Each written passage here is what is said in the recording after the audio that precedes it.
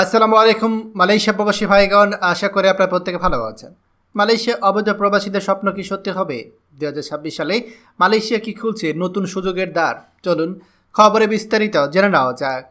অনেকের মনে এখন একটা প্রশ্ন যে মালয়েশিয়া সরকার অবৈধ প্রবাসীদের কবে বৈধতার সুযোগ দিবে। আপনাদের জানার সুবিধার্থে বলছি, মালয়েশিয়া সবচেয়ে বেশি অবৈধ অভিবাসীদের বৈধতার সুযোগ দিয়ে থাকে, যা অন্য কোনো দেশে এত বেশি বৈধতার সুযোগ দেওয়া হয় না। যেখানে বাংলাদেশি অবৈধ অভিবাসীরাই কিন্তু মালয়েশিয়াতে সব থেকে বেশি থেকে থাকে। আমার দেখা মালয়েশিয়া সরকার কোন পরিস্থিতিতে অবৈধ অভিবাসীদের বৈধতার সুযোগ দেয় সে বিষয়ে আজকে বিস্তারিত আলোচনা করব। 2007 সালে বাংলাদেশ থেকে প্রচুর পরিমাণে প্রবাসী মালয়েশিয়ায় কলিং ভিসে এসেছিল। আসার পরে হাজার হাজার প্রবাসী কোম্পানি পায় নাই এবং মালয়েশিয়ায় ব্রিজের নিচে, রাস্তার ফুটবল মাঠে আশ্রয় নিয়েছিল। অনেকে দেশে চলে গিয়েছিল, অনেকে অবৈধ হিসেবে মালয়েশিয়ায় কষ্ট করে থেকে গিয়েছিল। সেই সময়ে তাদের কথা বিবেচনা করে মালয়েশিয়া সরকার 2011 সালে অবৈধ অভিবাসীদের বৈধতার সুযোগ দেয় 6P নামে। তখন অনেক অবৈধ অভিবাসী যারা মালয়েশিয়ার ভেতরে ছিল তারা সুযোগ নেয়। সেই সময়ে যারা কলিং ব্রিজে এসেছিল, যারা সমুদ্র পথে এসেছিল, অবৈধভাবে এসেছিল, সবাই কিন্তু এই 6Pতে বৈধ হয়েছিল। এখানে একটা কথা বলে রাখি, মালয়েশিয়ার ভিতরে যদি কোনো বৈধতার সুযোগ দেয় সেটার মেয়াদ থাকে 5 বছর।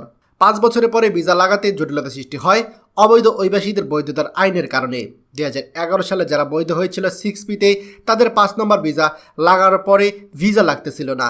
সে কারণে মালয়েশিয়া সরকার 2026 সালে রিহায়ারিং নামে অবৈধ অভিবাসীদের জন্য আরেকটা বৈধতার সুযোগ দেয়, সেটা অনেকে মাইজি নামে চিনে। 2014 সালে মালয়েশিয়ায় অনেক বেশি অভিবাসী বাংলাদেশ থেকে এসেছে নদীপথে এবং ইন্দোনেশিয়া, থাইল্যান্ড হয়ে এসেছে, এবং যাদের এই 6P ভিসা ছিল তারাও ভিসা লাগাতে পারছিল না। তারা সবাই রিহায়ারিং মাইজি আবার নতুন করে বৈধ হয় মালয়েশিয়াতে।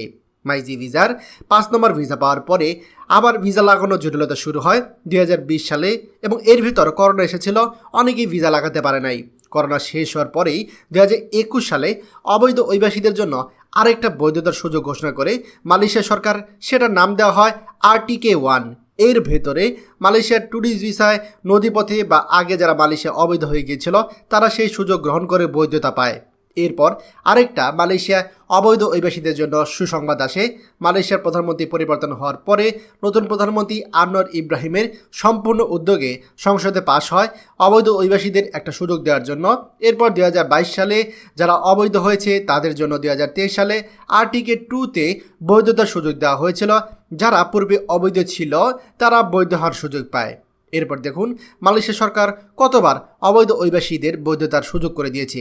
এরপরও প্রতিনিয়ত অবৈধ পথে মালয়েশিয়ায় প্রবেশ করে তারা এখানে থেকে যায়, এরপরে কাজ করে, এরপর বৈধ। তাদেরকে বলার জন্য জিজ্ঞাসা করা হয়, তারা বারবার প্রশ্ন করে কবে বৈধতা দিবে। বৈধ হওয়ার জন্য আপনি বর্তমানে যেখানে আছেন সেখানে সেফ থাকুন। সুযোগ নতুন করে আসবে এবং তখন বৈধতার সুযোগ দিবে, সেটা আমরা জানি। নির্ধারণ করার জন্য আপনি পূর্বের বৈধতার বিষয়গুলো জাস্টিফাই করলে বুঝতে পারবেন। 2026 সালে বৈধতার সুযোগ আসতে পারে, এটা সম্পূর্ণ মালয়েশিয়া সরকারের উপর নির্ভর করে, এর আগে হবে না। তাই আপনি যেখানে আসুন সেফ থাকুন, নিরাপদে থাকুন।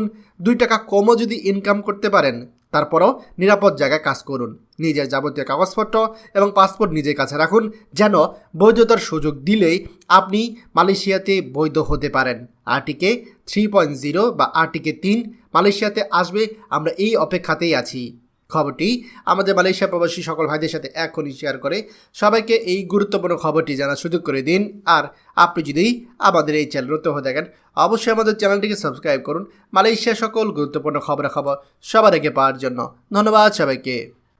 আমাদের সকল ভিডিও আপডেট সবার আগে পেতে আমাদের চ্যানেলটিকে সাবস্ক্রাইব করুন। সাবস্ক্রাইব করতে সাবস্ক্রাইব বাটনে ক্লিক করুন এবং বেল আইকনে চাপুন, যাতে আমাদের কোনো নতুন ভিডিও আপনি মিস না করুন।